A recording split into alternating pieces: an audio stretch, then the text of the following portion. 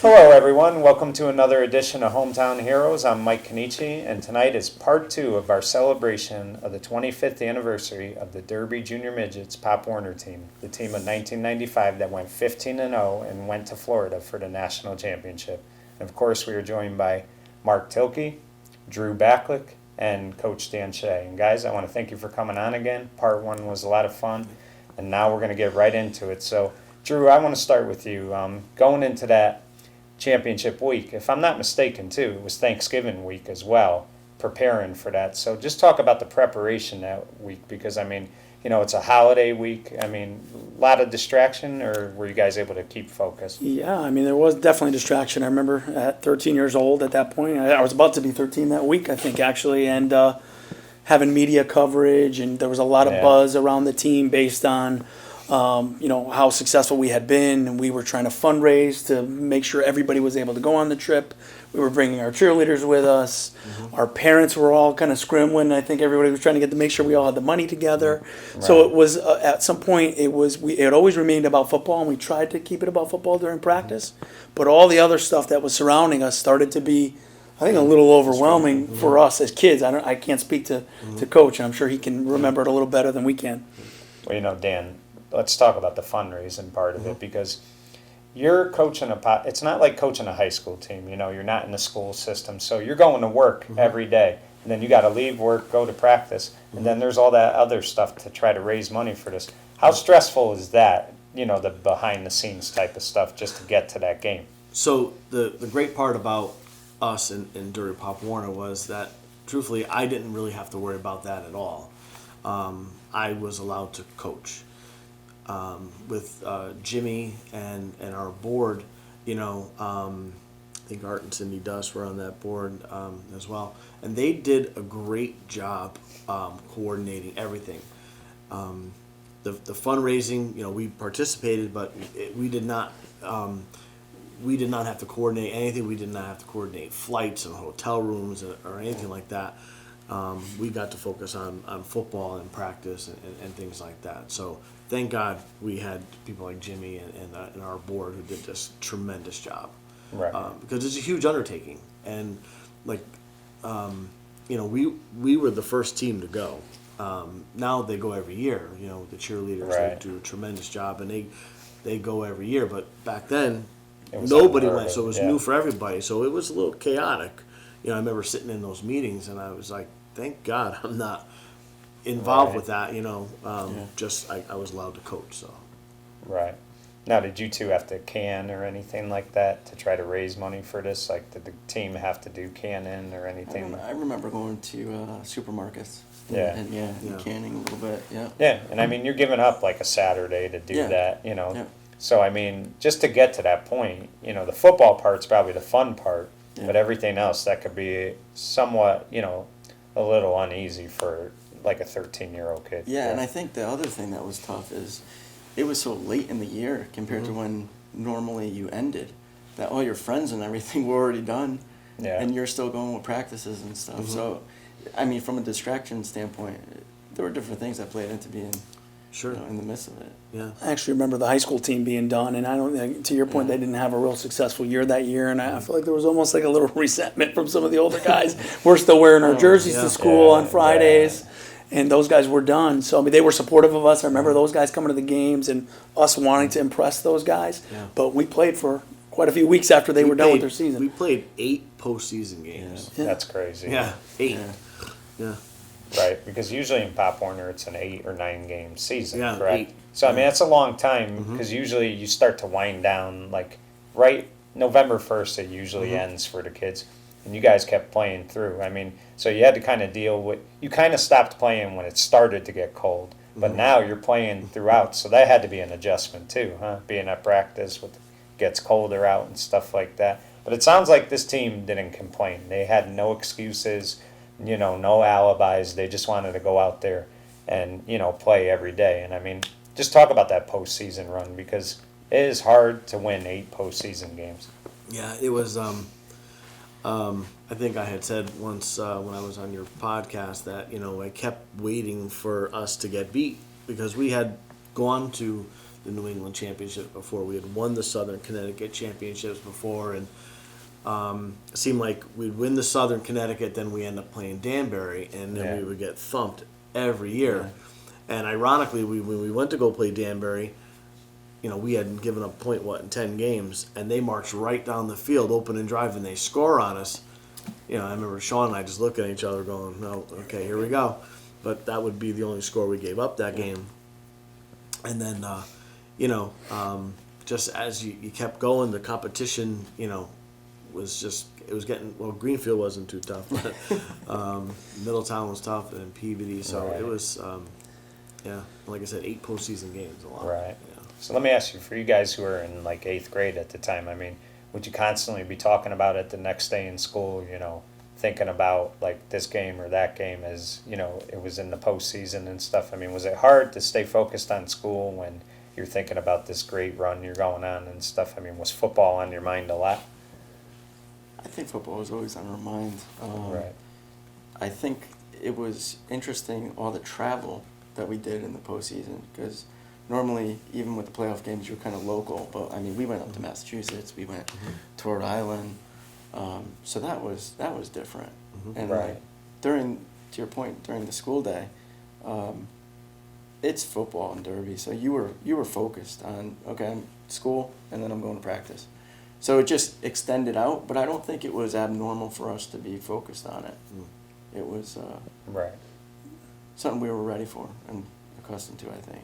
And I heard one of the interviews that Coach Dan had given that year, and we kind of focused a lot on grades too. I think that was really important. We were never really allowed to slack off in school. Yeah. Mark, first of all, was valedictorian of our class. I was top 5. We had how many guys that were little scholars as well as Pop Warner athletes. So, I mean, we took that very seriously, and we knew if you screwed up in school, you either weren't practicing, you would be penalized and not playing a game. So these guys ran a tight ship, and I think that was such an important part of that team, too. I think we all were leaders in the classroom and not just on the field. So, Mark, you and your brother, Steve, are close in age compared to your other 2 brothers.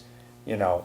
I think he was in his freshman year at UConn at the time. But did you and him talk during the football season quite often just about, I'm sure he gave you good advice. I mean, he was a great teammate. I always say he was the best teammate I ever had. Just talk about how helpful he was, He was tremendous. I think growing up, obviously he was the older brother, and I probably got some speed due to making sure I was able to get away from him here and there. But, he taught me a lot of the fundamentals and kind of drilled in me the need to perfect catching the ball and routes and things like that. So, during the season, we talked a lot. He came home a decent amount during his freshman year.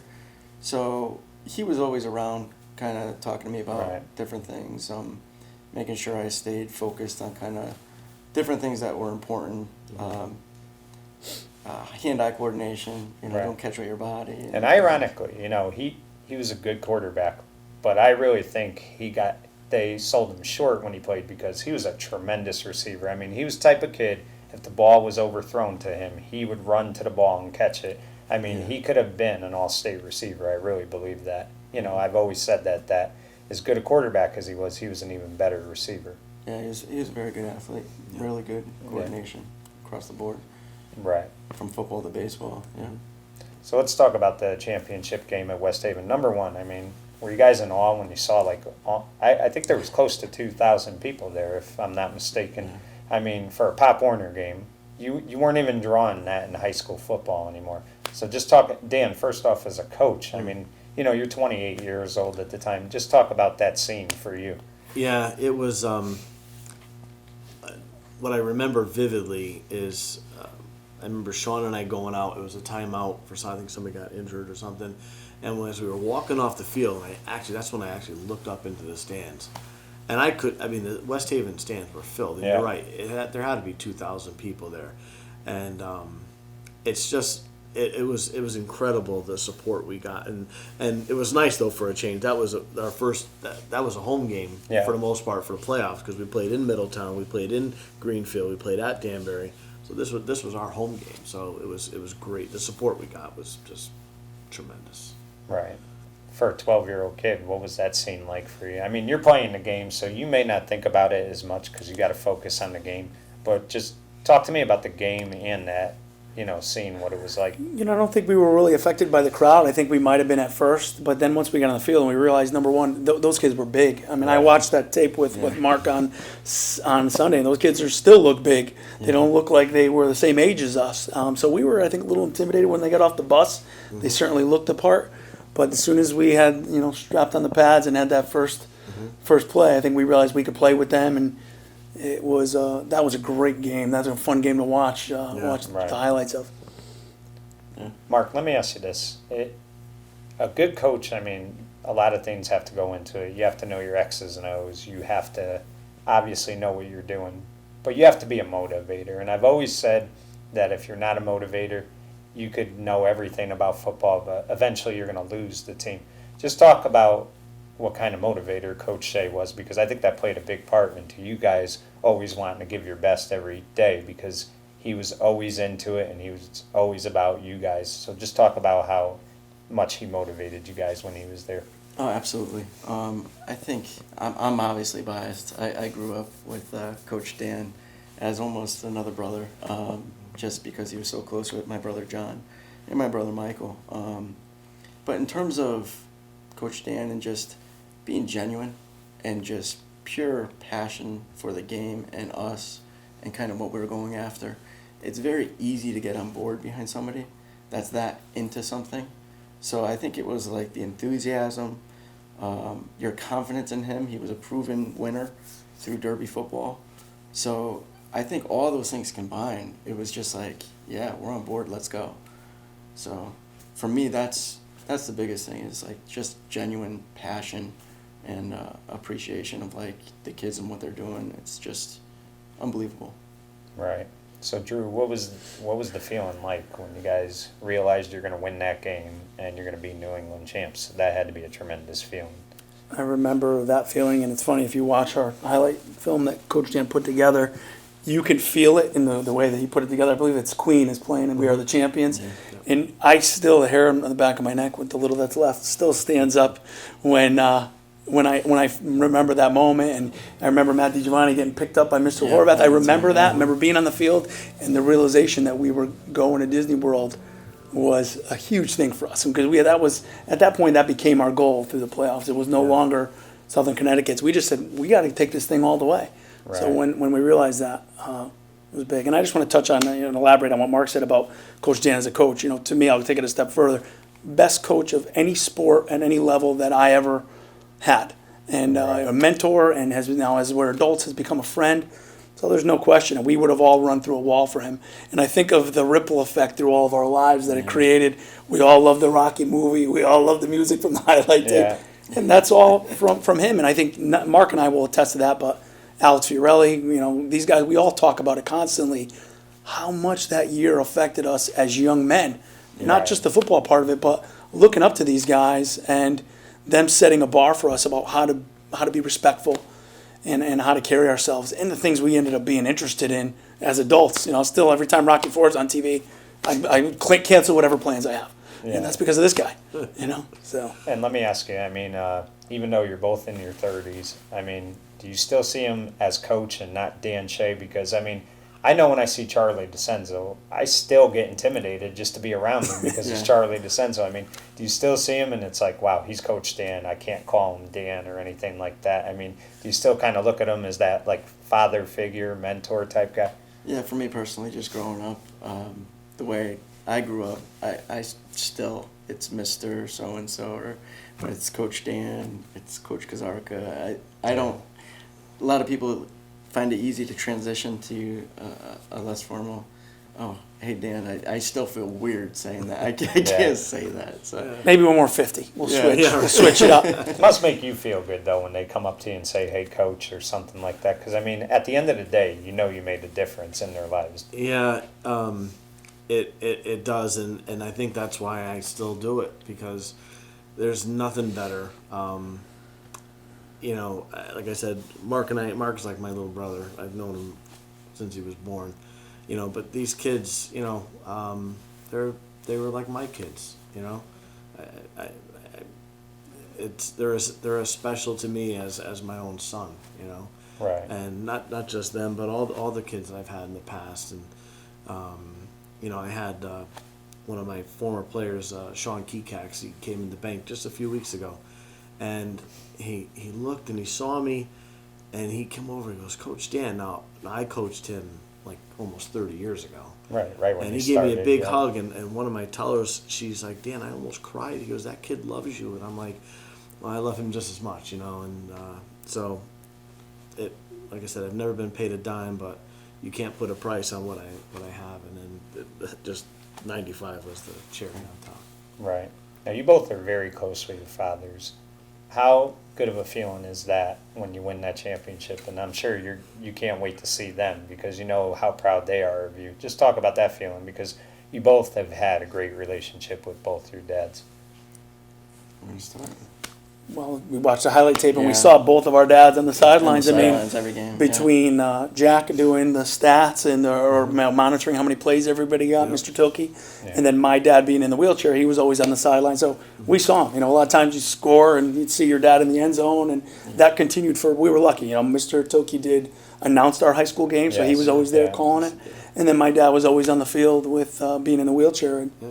we're lucky. We're blessed in that way, and I think to have the additional support of the coaches and other dads and the team and everything else was great. But our dads, Yeah. we're blessed, and you can see Mr. Tilkey. We were laughing at a Middletown game and a couple different games. He's wearing the same tan trench coat and the same fist bump when Mark would Yep. score.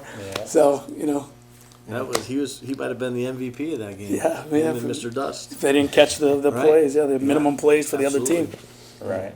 Now, let me ask you guys this. You get on the bus and you're on your way back, and it's like a mob scene. Route 8 is just packed of people beeping the horns. Everybody's beeping. I mean, you guys had to feel like rock stars being on that bus. Talk about that experience. It's unbelievable. I mean, you're in 8th grade. It's like the biggest thing happening in the town, and you're the center focus of it all. Unbelievable feeling. And getting back to even the game, when we talk about the crowd, you show up and it's like, wow. Yeah. Growing up, I remember going to the Derby games, and it was so packed at multiple games. It wasn't even like just the Ansonia game or just the Shelton game. Multiple games throughout that whole year when you guys were seniors. It was, you couldn't walk around the field without going around crowds of people the whole way just to get the concession stand and stuff. So to see all those people there for a Pop Warner game in the stands, like, it's unbelievable. And then the parade after the game, it's like, wow, we're part of that. You know, we're Right. part of that tradition. That's what it felt like to me. Right. And what did it feel like to you? I mean, as a coach, you coach these kids all year, and it's your second year as a head coach. And I mean, you're on this, magic carpet ride. I mean, Yeah. could you even like really talk on the bus, or were you just like stunned? It really was amazing. We didn't expect any of that. But that's, when you grow up in a small town like Derby, that's the kind of support that makes it so special, And like I said, we were blessed with great parents and just great support. And you're right, that ride down 34 with all the sirens going and stuff, Never forget it. still get chills today thinking about it, And no disrespect to Shelton and Ansonia, but their varsity teams were also on a run that year. They both would end up winning state titles. But you guys were kind of stealing the headlines from them with this magic ride. So, I mean, like, you were the big story in the Valley, and you were a Pop Warner team. I mean, that right there just had to be like, oh my God, I can't believe this is happening. Yeah, we were, we were on every news station, Yeah. front page of every paper, the Gazette, Post, Register, front page. I think the Evening Sentinel might have still been around then. Yeah. But we were on every TV show. Practice at Yale. Yeah, practice at Yale, right. It was incredible, the coverage. It was amazing. I mean, that had to be for you, a guy that's working all the time and then leaving work. I mean, it had to be. I mean, you probably weren't even tired because you were just so excited with everything that you were just, Yeah. you had like a burst of energy. Yeah, each and every day. game kept us motivated. Beating Ansonia in Southern Connecticut, and now we're shooting for the New Englands, and then that game kept us motivated. Now we're going to Florida, so it was always something to keep the juices going.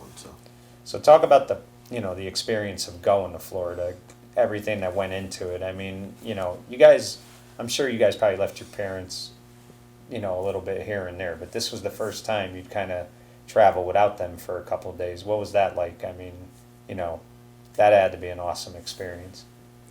Yeah, I remember it was kind of a chaotic mob through the airports, keeping everyone together and everything as we're going down through.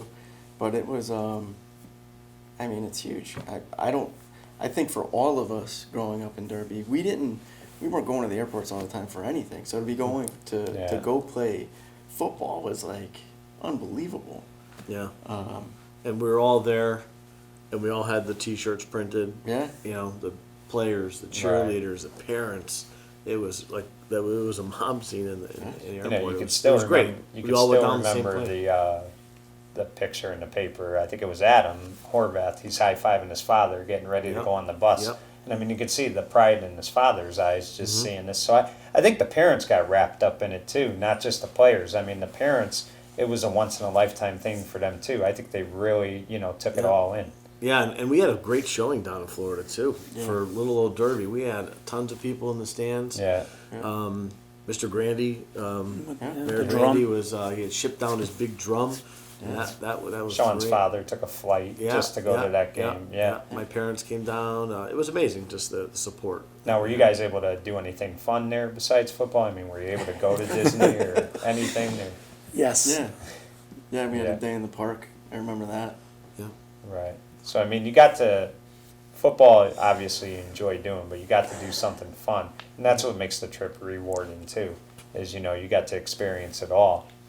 Talk about the semifinal game against Capital City, because that was a pretty good game too. Talk about that a little bit. So so that one, we were playing in like this rodeo. Yeah. That's really what it was. Was there grass? I don't even I remember. don't remember if there was any But grass. so they were intimidating. They came out and they were dressed like the Pittsburgh Steelers. Yeah. And About the same size. Yep. I still to this day don't understand how we beat them, because they were that good. They were projected to win it. Yep. In fact, I was reading an article that somebody had sent me this morning. They sent it to me a while back, obviously, about how they expected to win that game, and I mean they had a kid that outran him by 20 yards. It's the only opposing team touchdown I put on the highlight tape that I made, because he was so fast, and how we contained him that game. Yeah.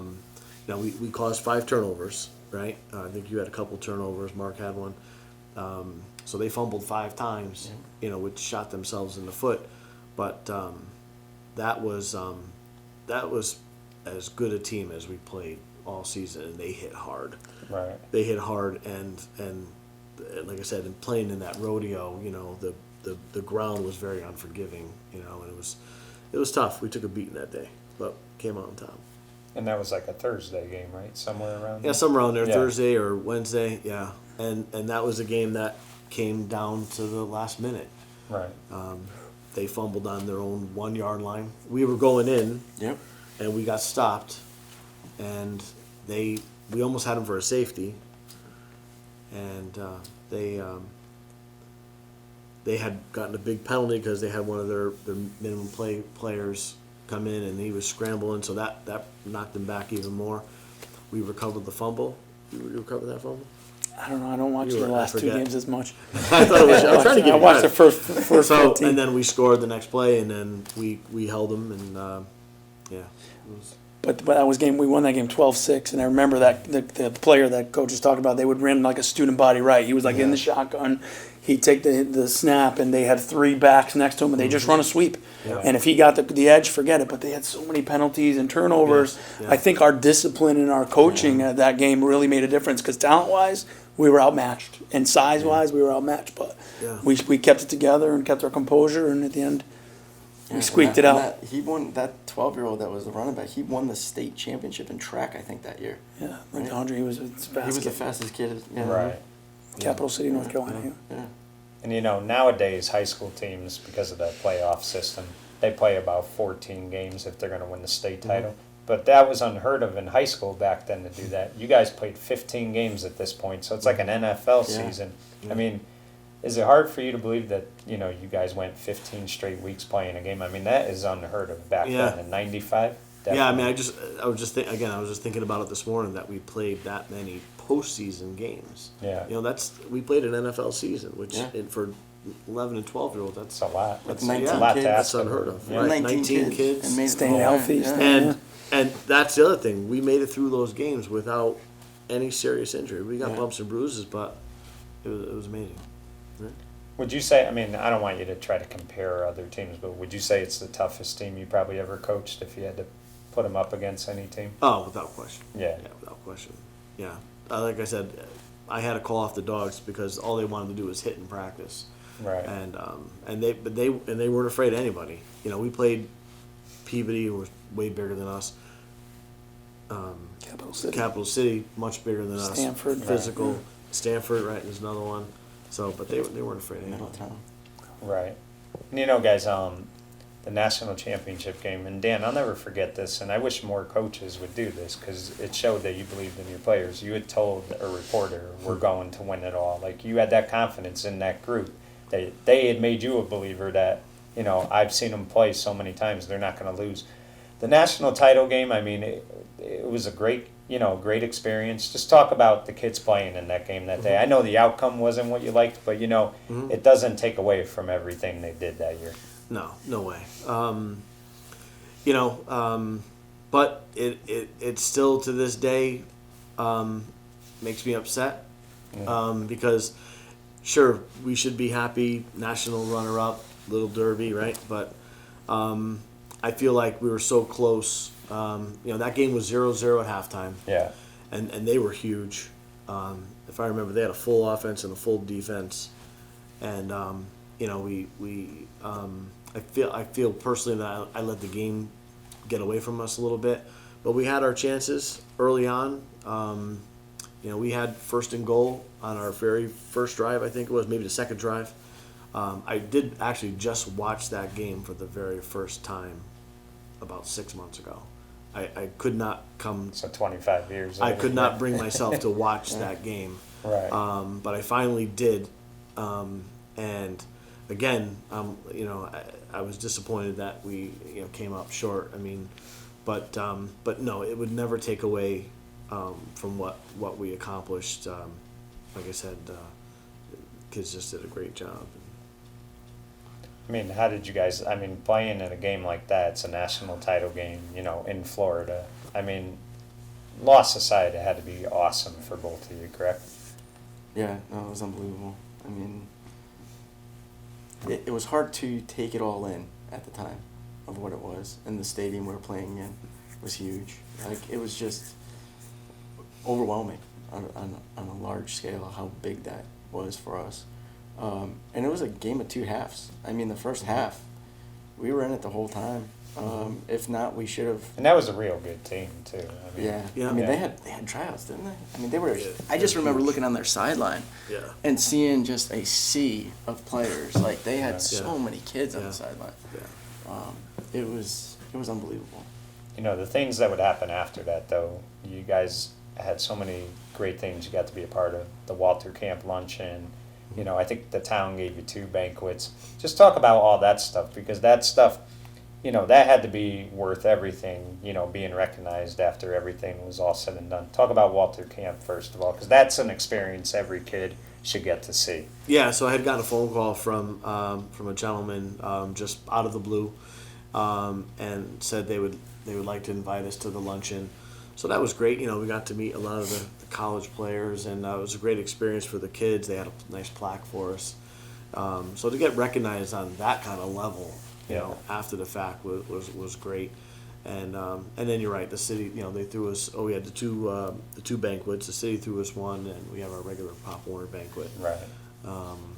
So the ride didn't end. The ride kept Yeah. on going. Awesome. They had the parade for us downtown, Right. and the mayor, they gave us the Swiss Army watches, Swiss Army knives with our logo on there, and it was amazing. Could you guys appreciate it more back then, being young kids, like getting a parade, getting 2 banquets, going to Walter Camp, or was it hard back then because you're 13-year-old kids?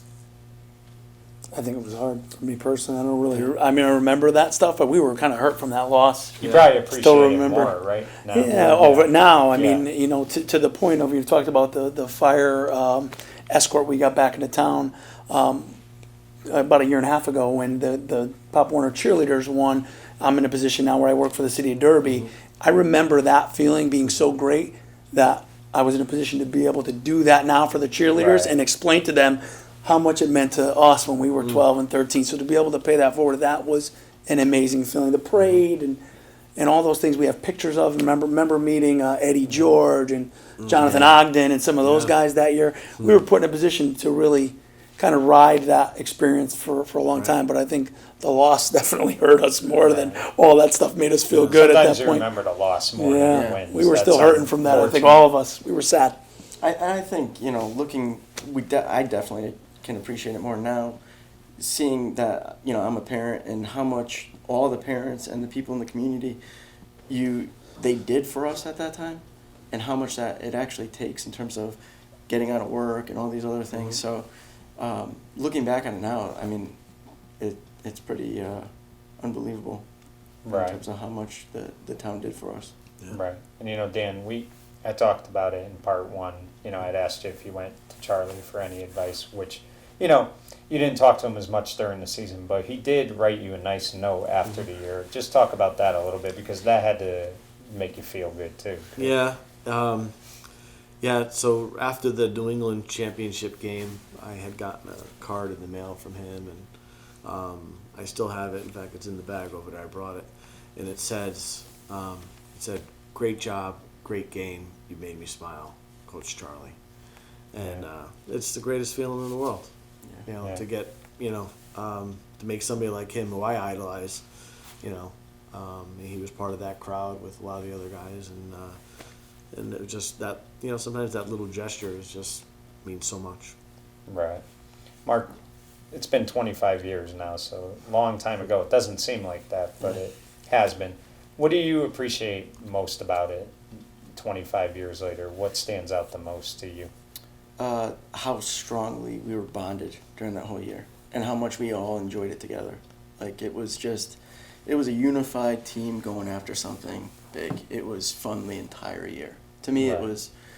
it was a joy the whole year, and just to have that group of guys. You know, you didn't have a lot of kids. You were playing both ways, but it just the belief in one another, and the fact that you had no doubts you were going to win the games that you played in. It was unbelievable. To me, that was the most fun looking back.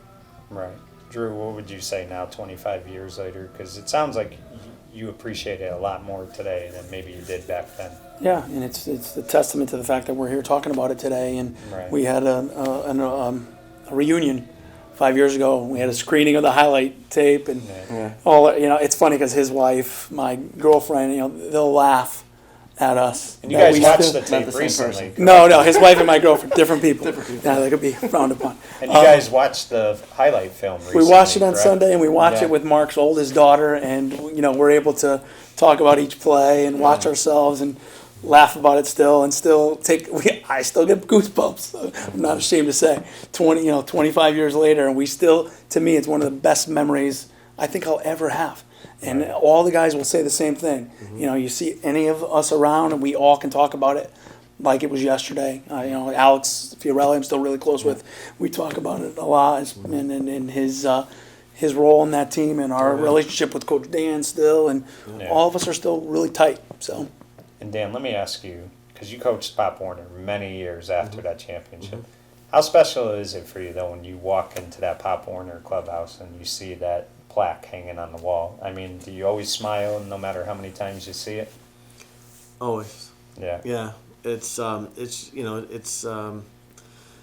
I said, it's something that, you know, here we are. It's 25 years later, and we're talking about a Pop Warner team, you know, but like these guys said, it's those memories that they'll last forever. And you know, I look back at the highlight tape that I made, and you know, that's the greatest gift I could have given these kids, you know, because now we can still remember it and watch it. Awesome. And like I said, we had a reunion a couple years ago, And these guys brought their families. Right. Their parents came, which was great, and some of them had kids who came, and it was just great. And now when we see each other, it's like I said, it's a bond for life. And all the kids, because they all played such an integral role.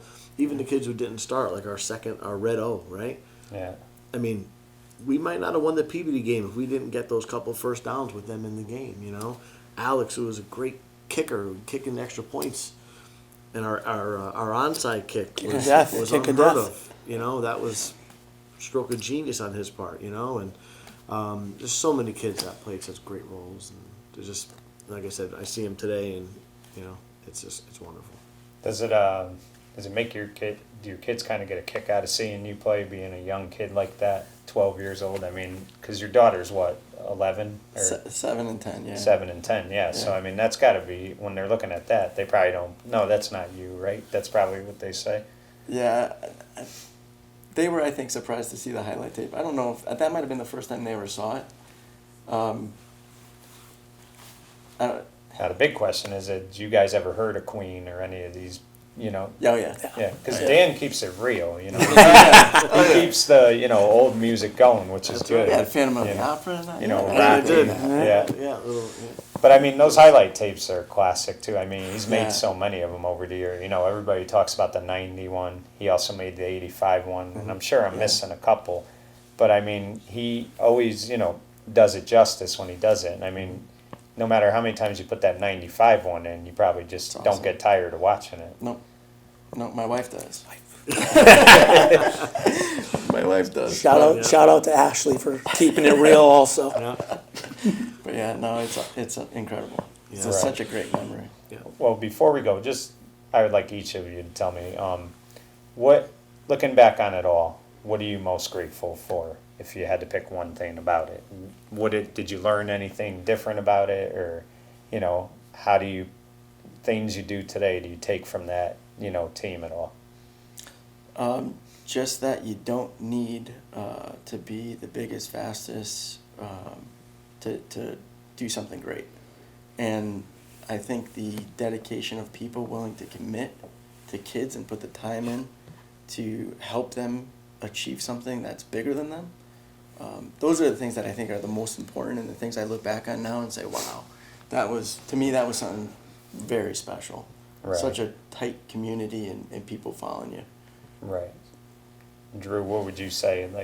For me, some of my best memories from that year are actually from practice. You probably made a lot of great friends from that team. We're still all very good friends. When we see each other around, I think we'll always share that bond, to Coach's point. But I remember practice, and I remember getting yelled at. I remember talking too much, and I still talk too much. But I remember the discipline, and I remember us all working together towards a common goal, to Mark's point. So now being in business and trying to rally people to do something, to have that kind of influence from our coaches, and to all be working towards that common goal, I think spills over to your adult life.